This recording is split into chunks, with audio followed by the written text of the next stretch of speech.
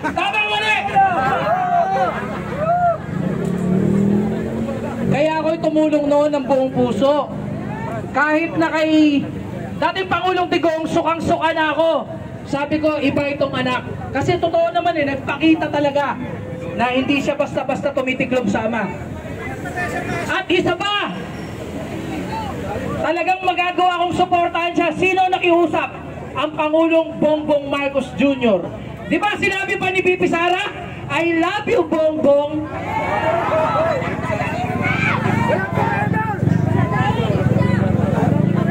Pero ngayon, ang aming mga tinuligsa at ang mga tumiligsa din sa amin na mga kakamping, ay kakampi namin ngayon! Hindi perfecto si Bongbong Marcos! Hindi ba? For president ka eh! For president! Diba? Buhay kamatis kasi! Ha? Yung kamatis, namamalis siya sa kamatis. Eh bakit nakakamatis yung mukha niya nung nasa EDSA? Yung ilong! Oo! Kala niya ha, tatakutin niya tayo sa Iglesia ni Cristo. Naniniwala tayo na dapat irespeto ang ating mga kapatid sa Iglesia. Sabi nga nila, magkaisa, huwag mang-isa. Pero marami din doon ang nakararamdam ng pang-iisa. Bakit? Ang ipinangako, ano ang pinangako? Kapayapaan, hindi ba? Tama, kapayapaan. Pero meron palang nangampanya doon. Natin ito. Hindi ba kayo, papayag ba kayo maging Pangulo sa 2020? Isa pong meron pong kriminal na pag-iisip. Isa pong magnanakaw, kurap. Kaya dapat hindi na po ma-impeach, dapat po talaga siya para kahit barangay captain sa kanila pong lugar, hindi po siya makakandidato. Kasi yan po ang pag na-impeach ka, ay hindi ka na po makakandidato. Pero sabi nila, pwede naman kasuhan sa ombudsman. Kilala ba niyo kung sino ang ombudsman? Si Samuel Martires. Siya po'y appointee ni Rodrigo Duterte. Kaya nga, nung umupo si Rodrigo Duterte, si Samuel Martires, hindi na tayo maka-request ng SALN, ng mga government officials, para yun sa pagpuprotekta kay Duterte. Pero ilang buwan na lang po, bababa na sa pwesto si Martires. Sa July 26, 2025, bababa na po siya at bibigyan ng pagkakataon ang ating mahal na Pangulo na mag-appoint ng kanyang sariling ombudsman na sigurado kong mag-uusigin itong mga Duterte sa kanila pong mga tagong yaman. Pero bago po ang lahat, dapat po ngayon ipagsigawan na po natin na impeach po si Sara Duterte Carpio para wala na pong sa 2028, sabi nga niya, seriously considering para kumandidato sa 2028, pero hindi na dapat natin bigyan. Manawagan po tayong impeach Sara now! Impeach Sara now! Pero hindi po ako pabor sa opinion ni PBBM. Dapat talaga ma-impeach na si Sara ngayon. Kung hindi ngayon, kailan pa? Marami pong salamat sa inyo. Maraming salamat mula sa salamat. Ang ganda talaga tignan, no? Maka Marcos, Kakamping, Progresibo, Bunyog, Magdalo, karaniwang Pilipino sama-sama pa. O mula sa Bunyog, Iloilo, request sa akin. O Kabunyog, Tony Patron, 2 minutes. Ayan, palakpakan po natin ang ating Kabunyog from Iloilo City. Magandang hapon sa lahat! Ang punta ko dito, mensahe ng taga Iloilo para mapatunayan ninyo na hindi lang kayo sa NCR, hindi lang sa Luzon, ang Iloilo nagsisigaw para i-impeach si Sara. Hindi ang taga Mindanao ay nandito kayo na dito buong Bisaya sa Region 6 nagsisigaw. Ito ang sinasabi niya sa akin, iparating sa NCR, sa Luzon, lang tayo dito, nagkakaisa para i-admit si Sara. Ang hinihingi ko lang sa ibang reliyon, kung ano man ang reliyon dito, makinig kayo. Hindi dapat pakialam ang lahat ng reliyon sa politikang trabaho dahil nakasiparan sa Estado ang reliyon. Itigil natin ang bagayan sa reliyon. Nagkaisa ang Marcos, Hore, Yelo, Lutilawan. Ngayon nakikita ko at iparating ko sa Tagay-Iloilo na tayo nag-isa kaya maglaban ang advance ni Sara Duterte. Ang isa ko pang sasabihin sa inyo, maraming tao na pinatay ang mga pulis sa Iloilo. Ito ang pinakamasakit kahit na sa loob ng bahay, pinatay ng pulis dahil sa utos ni former President Duterte. Kailangan managot si Duterte sa ginawa. Ang Kamdanakaw, alam namin, kung totoo ka, kanerbihan sa bayan, sagutin mo sa tamang table o sa tamang paraan. Bakit hindi siya sumasagot? Dahil isa siya sa Kamdanakaw para sa amin, kahit hindi kami nakatapos ng justisya. Pero nakakonklod ang taga-Iloilo na Kamdanakaw ang mga Duterte, mamamatay tao. Ngayon, kayo mga pulis, huwag sana kayo magsali sa away ng politika sa Pilipinas. Away ito ang sambayan ng Pilipino sa buong bansa. Ang Pilipinas kong mahal. Sara! Mahina! Duterte! Panagutin sa kamalian ang lahat ng Duterte at hindi dapat makarating uli sa Malacanang. Sa lahat ng mga congressman sa Bilog, sa buong distrito, hinihingi namin na dapat ibigay ninyo ang sinisigaw ng sambayan ng Pilipino. Inaabangan namin ang congressman namin sa 4 distrito sa probinsya sa Iloilo na kung isigaw at hindi magpipirma dahil kasabi siya dahil may liroon laboratorio dyan sa Kabungaw, Laguna. Kayo mga pulis, puntahan nyo ang Kabungaw, Laguna. Kaya dyan ginagawa ang siyamo ni Duterte sa congressman Berns Beron. Correct! Dapat ngayon sa Iloilo ang siyamo. Basura na Duterte! Ipaglaban ang sambayan ng Pilipinas! Sara Duterte! Impeach! Manapong higasalamat ang mayong hapon sa lahat. Ayan, maraming salamat po sa representative ng Bunyog from Iloilo City.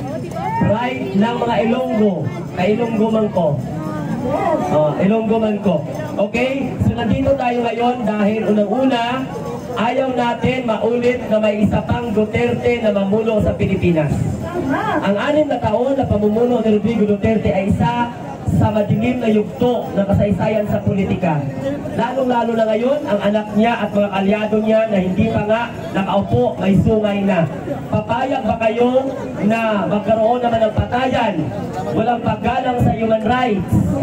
Ngayon pa nga lang, vlogger kami, social media influencer kami. Walang nagbaback up sa amin na politiko, pero ipapatay pa kami ng mga walang kwentang mga retarded general problem.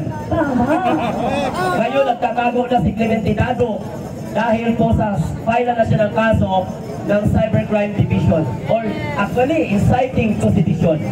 Ang ginagawa po natin dito ngayon hindi po iskandalo, kundi pagpapahayag ng boses ng sambayanang Pilipino nakakalat sa iba't ibang bahagi po ng mundo, dyan po sa social media. Hindi po ang essence na ito ang pagkawatak-watak. Pagkakaisa po ito ng sambayanang Pilipino para nang sa ganon ipaalam na no one is above the law. Kahit anak ka pa ng former president na walang kwenta, vice president na walang kwenta, mamamatay tao pa yung mga terminology. So lalaban kami. Kahit ganito lang kami kaliit sa paningin ninyo. Pero may essence po ang pinaglalaban namin dahil hindi choreograph, hindi hakot, hindi bayad, walang nag-utos, walang impluwensya ng mga malaking tao sa gobyerno. Yan po ang boses ng rally na ito. So maraming salamat sa Ilonggo na taga-Punyok. At syempre ikaw naman, Ma'am Admin Rich. So, isa-side ko lang po mga kaibigan, no? Para malinaw po tayo kung ano-ano ba yung mga nasa articles of impeachment na pasok po si Sara Duterte, no? So, okay pa po kayo dyan, mga kababayan, no? Dito po kayo. Yan. So, ako po mga kaibigan, hindi naman po ako lawyer, no? Ang aking pong background ay sa education. Pagkatapos, nung ako ay huminto na sa pagtuturo, nag-call center. Pagkatapos, nilockdown ni Duterte, nawalan ako ng trabaho, tumakbo si PBBM, ayan, nag-vlog na ako. Yan. So, mga kababayan, pasok po siya dito sa mga sa articles of impeachment, dito po sa Unang paglabag ni Sara Duterte, culpable violation of the Constitution. yan. Alam naman natin mga kaibigan, no, na meron po siyang nilabag sa Constitution. So, hindi mo na kailangan maging matalino, hindi mo na kailangan maging college graduate. Yung ginawa nga lang niya na pagbabanta sa ating Pangulo, paglabag na yon. Yung ginawa niya mga kaibigan na yung pag-disburse ng kanyang confidential funds na 612 million na hindi tama. Yun, labag din yan sa Constitution. Ano pa? Bravery. Yan. Pasok siya dyan, mga kaibigan. Alam naman natin na siya ay nagbibigay ng envelope, white envelope, sa kanya mga high-ranking officials. Ano pa? Ito, graft and corruption. O yan, mga kaibigan, kahit hindi na namin na-explain, ay alam nyo na yan kung bakit, di ba? At huli yung other high crimes, sa betrayal of public trust. O yan, o kita natin. Ano yung masasabi nyo sa betrayal of public trust? Kasi naramdaman naman natin na talagang may itinatagong sila sa sambayanang Pilipino. Unang-una, Admin Rich, at kasama ko dito, ikaw ba naman, Vice President ka, Defense Secretary ka? Lustayin mo ang pondo ng taong bayan, pinagkatiwala sa'yo. Tapos bibigyan mo ng pangalan na akala mo hindi ka iimbestigahan dahil powerful ang pamilya ninyo. Ano yung pangalan niya sa peking resibo? Mary Grace Piatos, Kokoy Villamin. Kilala niyo ba si Mary Grace Piatos? O, sino nakakilala? Mary Grace Piatos. Alam mo, ganito lang yan eh. Sabi nila, kaligtasan ng mga informant. Wala namang ginawa ang Office of the Vice President para sa kaligtasan ng Pilipinas. Hindi man naman mandato ng opisina ng Vice President ang humingi ng pondo para isupin mo yung mga taong i-read-tag mo. Tapos kapag nalaman ka ng Duterte, rebelde ka na. Kayo nga pa nagkakanong ng rebelde sa Malacanang noon eh. Tama, di ba? Sa pagunting tinig, kapag kalaban ka at galit ka sa Duterte, adik ka daw. Adik ka na. May mukha ba kayo kung adik? Adik ba kayo? Sabi ko nga, hindi nga ako marunong manigarilyo. Kahit uminom ng alak, adik ka. Alam nyo, Sinigaw na sa donkey! Kung titignan natin, sino ang talagang adik? Umamin siya ay addicted sa fentanyl. At siya ay gumagamit ng Ecstasy! ganito lang yan. Mary Jane, para hindi daw makatulog. No? ganito lang yan, no? Sinabi na yan, hindi tayo dyan malalive, sinabi na yan, di ba? Ganito si Sara Duterte, first time in the political history na meron tayong Vice President na nag-file ng impeachment case. Not once, not twice, not twice, apat. So imagine that, at mayroon tayong DepEd Secretary na nangangawa-ngawa ang kanilang kaalyado na may problema sa Department of Education.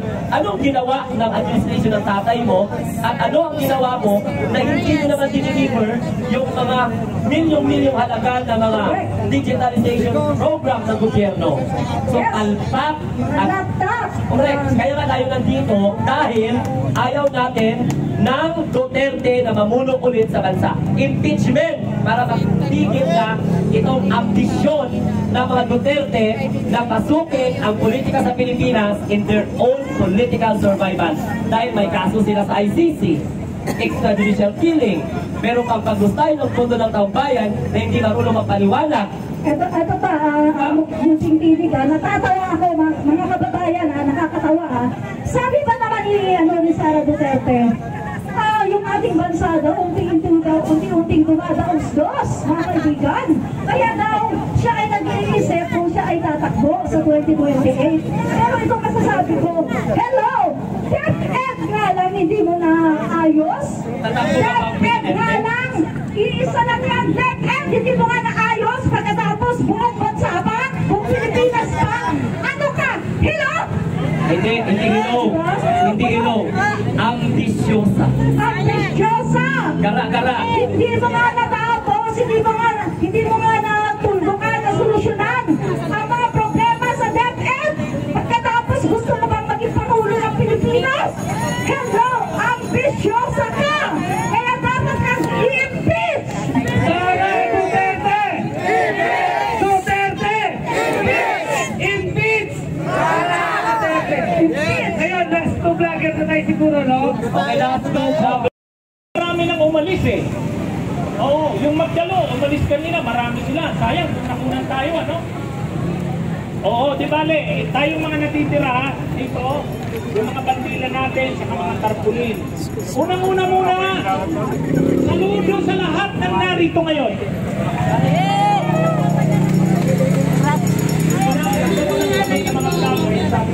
Ang mga nyo, 1.5 million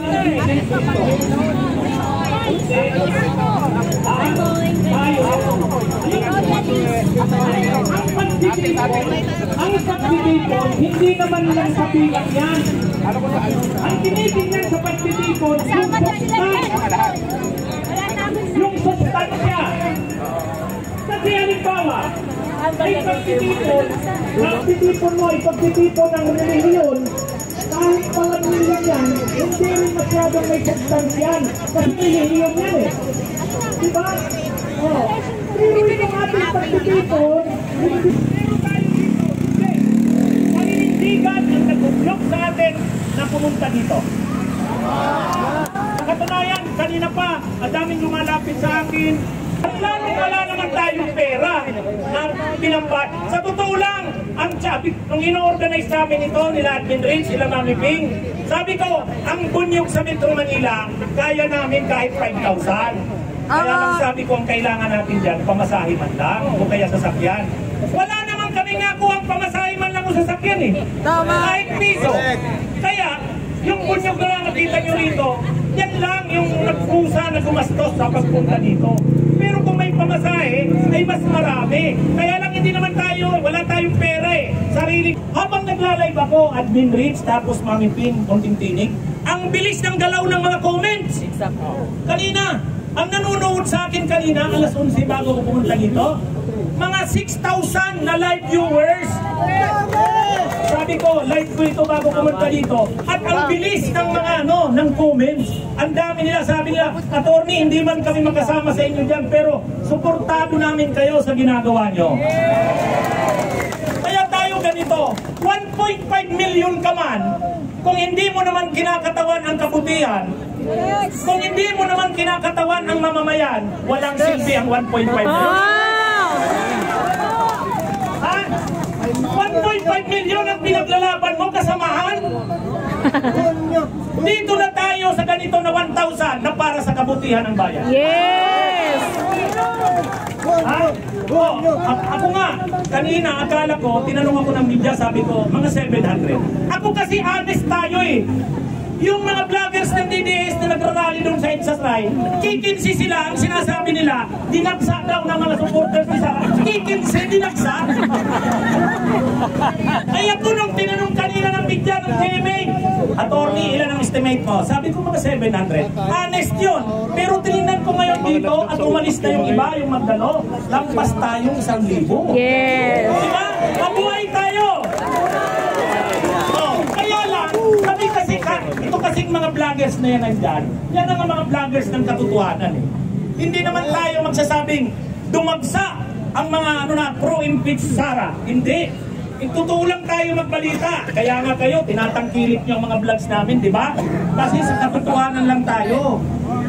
Ngayon, ganito, itong ating pinakita dito, simula pa lang ito. Simula pa lang ito. Kasi kami, kaming mga vloggers ng BBM, tapos kami mga kakamping, alam nyo, hindi naman kami magkakakilala.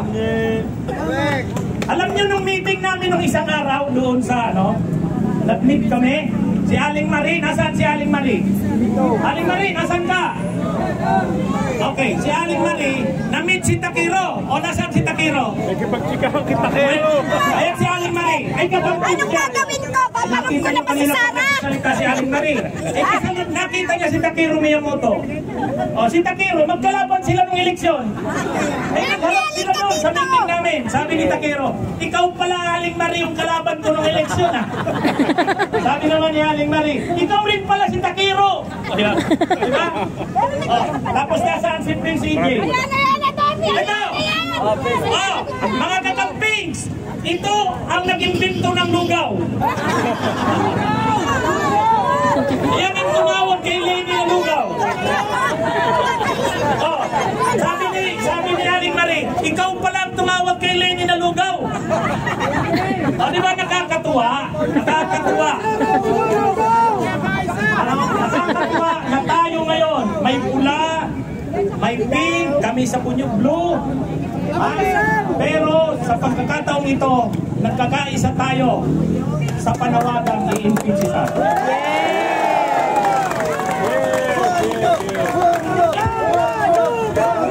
Imagine nyo bakit? Madali ba na ng ganito? Hindi. Pero ano na pagkaisahan? Marcos ang karamihan ng mga vloggers na yan. Kami naman kakamping. Sabi namin ganito. Huwag natin pag-usapan yung pagkakaiba-iba natin. Pag-usapan natin yung pagkakapareho natin. At ano ang pagkakapareho natin? Kakaisa tayong i-impeach si Sara. At ito na, malapit ng eleksyon. Malapit ng eleksyon. February 11, simula ng kampanya. Ganito, maaaring magkaiba-iba tayo sa mga dinadalang kandidato. Pero magkaisa tayo sa ayaw natin.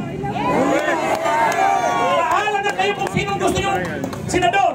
May senador kami, may senador kayo. Pero magkaisa tayo sa ayaw natin. Pagtulong-tulungan natin, huwag manalo ang mga hindi na dapat manalo.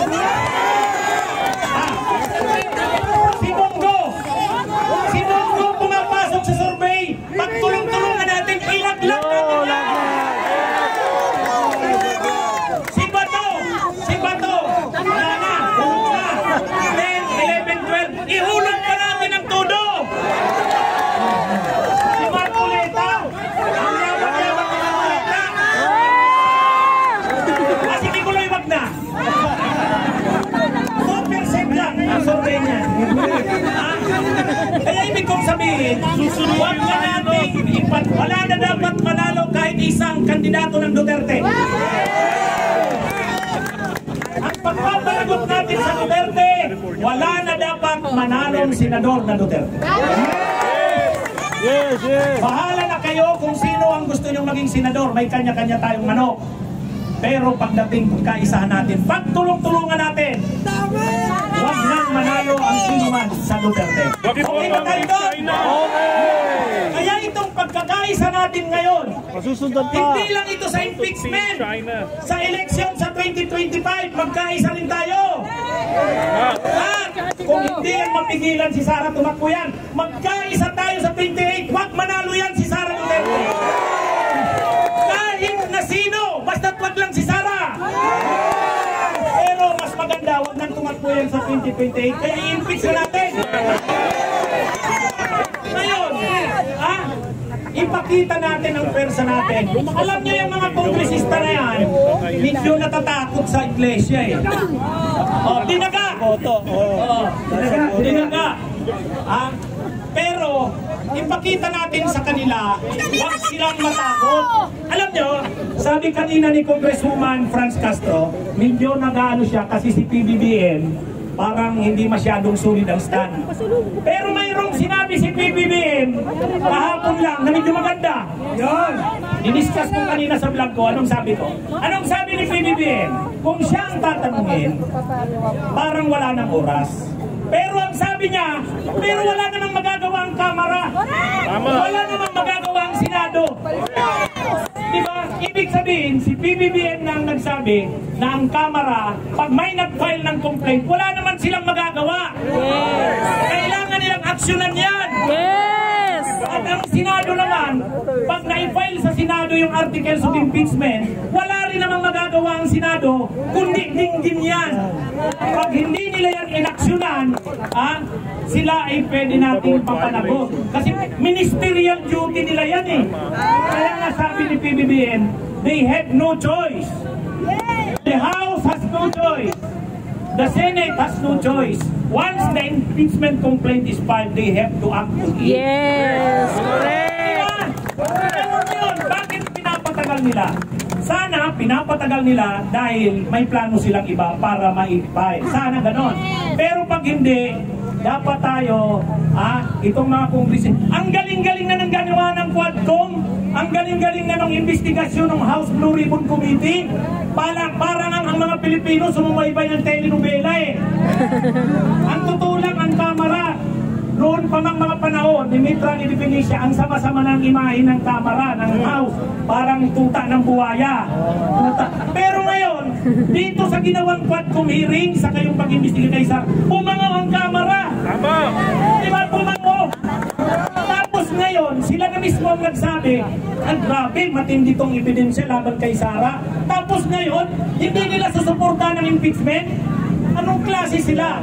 Kung si Sara ay may kaso ng betrayal of public trust, pag hindi nila inaksyonan ng impeachment, betrayal of public trust din yan. May tiwala na ang tao sa kanila eh, sayang. Huwag nilang sayangin, di ba? Yes. Itong mga, kaya tayo, hindi naman natin inaaway pa ang Kamara, pero pinapaalala lang natin sa kanila. Sayang, huwag nilang sayangin yung nakuhang suporta ng tao. Diba? Kaya nga sa survey, gumandang 61% suportado yung pagdinig ng Quadcom. 61% suportado yung pagdinig kay Sara. Diba? Ngayon, kaya nga si Sara biglang bumulusok from, alam nyo nang maupo sila ni PBBM nung June, 89%. Ngayon, 49% talagang lagapak. Bakit ganyan? Kasi talagang na-expose na sa tao kung ano talaga si Sara eh. Talagang ano. So, ito, alam nyo, ang ano dito, grabe, garapalan talaga, di ba? Imagine nyo, 11 days maubos ko ang 125 million. Sabi nga ni Benji, 7 days eh. Oh, di ba? Tapos, alam mo, pag binigyan ka ng confidential funds, ang liquidation yan, madali lang. Madali lang kasi walang mga resibo yan. Acknowledgement receipt lang yan, walang mga official receipt. Pero, mas garapal pa ang ginawa na Sara. Nag-imbento ng mga pangalan. Imagine mo Mary Grace Piatos, Kokoy Villamin. Grabe ang ginawa. Talagang, at nang pinagpapaliwanag siya, ang tagal na umattend sa hearing, nung pina-attend niya yung mga tao niya, si Parda, si Zulaika Lopez, biglang nag-high blood, biglang nagkakaagaw sa presyon, tapos dinala sa veterans. Ay, grabe itong mga ito. Tapos, teleserye. Sila ang inaapi. Wow! Sana all!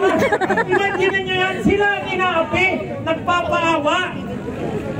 Tapos ngayon, biglang nagmamalasakit sa bayan. Artista na yan. Si Sara, tungkol sa presyo ng bilihin. Sabi ni Sara, tatakbo ako sa 2028 kasi hindi ko masikmura na ang bansa ay nagbabackslide. Ibig sabihin daw, mabagsak daw ang bansa. Ay siya nga ang dahilan ng pagbagsak ng bansa. Silang mga Duterte ang dahilan. Tapos sabi niya, kaya tatakbo siya sa 2028 dahil ayaw niya itong nangyayaring pabagsak ang bansa. Wala. Ang gagawin niya pag nanalo yan si Sara, mawawasak ang bansa. Wawasak. Wawasakin talaga. Ang imagine niyo, Vice President ka pa nga lang, ganyan na ang ginawa mo. How much more kung presidente ka na? Balik todo. Alam niyo, walang iya sila Duterte. Wala yan talaga. Sa dami Bilyon-bilyon. ng pinagpapatay nung panahon niya, 25,000 to 30,000, walang due process yan. Hindi binigyan ng pagkakataon. Pinagdududahan kang kriminal, addict, involved sa drugs. Walang investigasyon, patay. Walang due process. Ngayon, lahat ng due process binibigay sa kanila. Lahat ng due process binibigay sa kanila. Baliw si Sara, baliw! Yang investigasyon ng Kamara, sabi ni Marcoleta, yang Kongreso, yang Kamara, hindi naman korte yan, hindi naman piskal yan. Bakit? Sino bang nagsabing piskal ang Kamara? Sino bang nagsabing korte ang Kamara? Alam niyo ganito, ang Kamara, may kapangyarihan yan mag-imbestiga. Yes. Hindi bilang piskal. Kumbaga, may gagawin silang mga batas, may mga nangyayari sa Pilipinas, gusto nilang imbestigahan. Kasi, sa investigasyon na yan, maaaring ang mga batas amyendahan o kaya makagawa ng bagong batas. Yan ang investigation in aid of legislation. Ngayon, sa panahon ng investigasyon mo in aid of legislation, may lumitaw na matitinding mga krimen, anong gagawin mo? I-refer mo sa DOJ. I-refer mo sa iba para yung DOJ na ang magsampa ng mga kaso. May mali ba doon? Wala. Alam nga naman na ikaw, Kamara, nag-iimbestiga ka, nakakuha ka ng mga ebidensya ng mga katiwalian, korupsyon, alam nga namang hindi mo yun na-aksyonan. Siyempre, ang gagawin mo, ipapasa mo yan sa kinaukulan, DOJ. So, ang DOJ, mag-iimbestiga yan. Ngayon, ang mga grupo ng mga civil society, ang tayo, mamamayan, nakita natin yung garapalang katiwalian ni Sara, korupsyon. Anong ginawa? Nag-file tayo ng impeachment complaint. Kasi kahit naman civilian, pwedeng mag-file ng impeachment complaint. Yes. Parang kung sa kasong criminal complaint pa lang yan. Kung sa nagsampa ka pa lang ng reklamo sa piskaliya. Sino ngayon ang piskaliyang sinampaan mo? Kamara. Hindi. Ang Kamara, yan yung DOJ. Kaya nga pag-aaralan ng Kamara, yung sinampang reklamo ng tao laban kay Sara, kung mayroon bang probable cause. Pag nagsabi ang Kamara mayroon ngang basihan ito, kailangan natin itong isampa sa korte. Saan nga yung korte isasampa? Sa Senado. Kaya yung Senado ang korte, ang magiging prosecutor yung Kamara. Tayo ang complainant. Yes. Diba? Sino ba ang complainant? Tayo! Ang nag-represent sa atin, sila Franz Castro. Diba? Yung tatlong final na impeachment complaint sa ngalan ng mamamayang Pilipino, final nila yon. Tayo ang complainant. Saan natin isinampa? Sa Kamara. Ang Kamara ngayon ang magtitingin kung may basihan. Pag nakita ng Kamara na may basihan, isasampa sa korte. Sino ngayon ang korte? Senado. So, yun ang due process. Yun ang due process. Yun ang gusto nating daanan. Anong pinagsasabi nila na inaapi si Sara?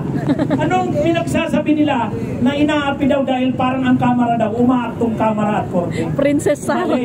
Kaya nga sabi ni Enrile, ano ba itong iglesia?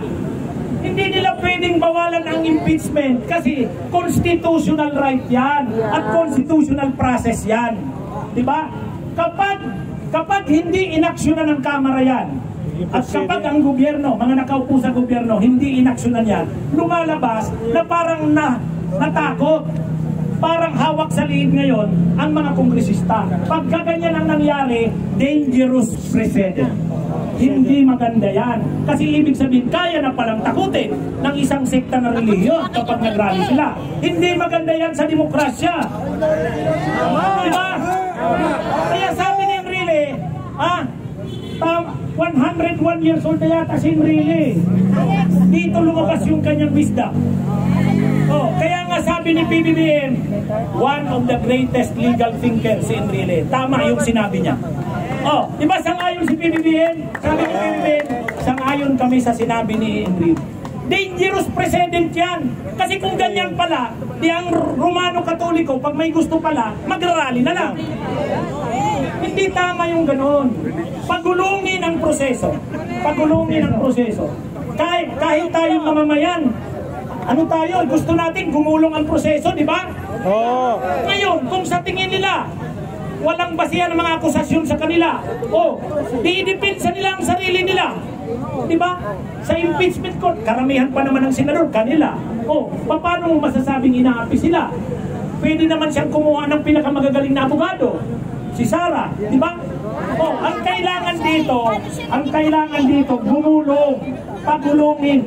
Kasi, kapag nakaano to, hindi natin na-impeach si Sara, anong klaseng bansa na tayo? Tandaan nyo sa South Korea, yung presidente doon, nagdeklara lang ng martial law. Ngayon, hindi niya nakonsulta yung parliament niya ng presidente. Kinaumaga, nag-rally yung mga tao sa kayong parlamento. Ang ginawa ng presidente, binawi yung martial law. Pero hindi na kontento ang mga tao sa kayong parlamento. Inimpeach siya. Sa ganun lang na bagay, inimpeach ang presidente.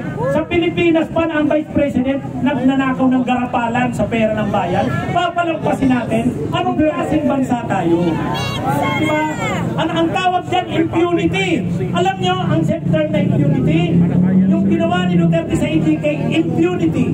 Yung pagnanakaw ni Sara, impunity. Labanan natin ang impunity. Wag na. Baguhin naman natin ang Pilipinas. Ngayon, si Sara kasi sa kang iglesia, gusto nilang ibalik yung unity, pagkakaisa daw.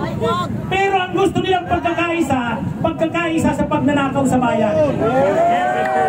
Diba? Ang gusto ng iglesia, kapayapaan. Anong gusto ng nilang kapayapaan? Mapayapang nagnanakaw sila sa bayan. Ang kapayapaan na gusto nila, mapayapa silang nagnanakaw. Yan ang kapayapaan na gusto nila. Ang gusto nilang pagkakaisa sa pagnanakaw sa bayan. Tayo hindi. Ang pagkakaisa natin ngayon ay laban sa katiwalian. Ang pagkakaisa natin ngayon ay para papanagutin ang mga magnanakaw sa bayan. Ito ang pagkakaisang para sa ikabubuti ng ating bansa. At tayo, hindi tayo magulo. Ang gusto lang natin, mapanagot, katarungan. Yung mga pinatay ng panahon ni Duterte, katarungan. Tayong mamamayan naghihirap na ninanakaw ang pera natin, ginagarapan ng nilulustay, katarungan. Kapag may katarungan, may kapayapaan. Yan ang tunay na kapayapaan. Hindi po, napahaba na naman ang ano ko, parang vlog ko na naman to pasensya na. Okay, bilang pagtatapos, wala na ba? Kantahin natin ang bayan ko. Okay, Music please. Bayan ko.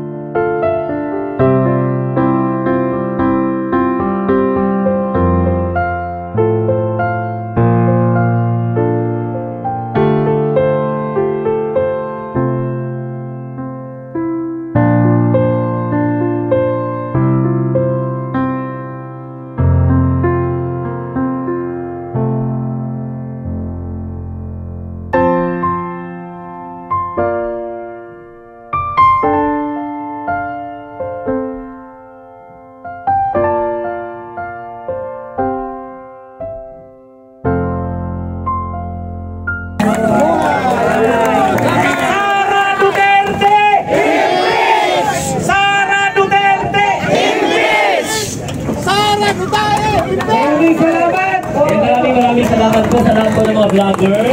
Bago po tayo umalis, pag-ibig tayo dito for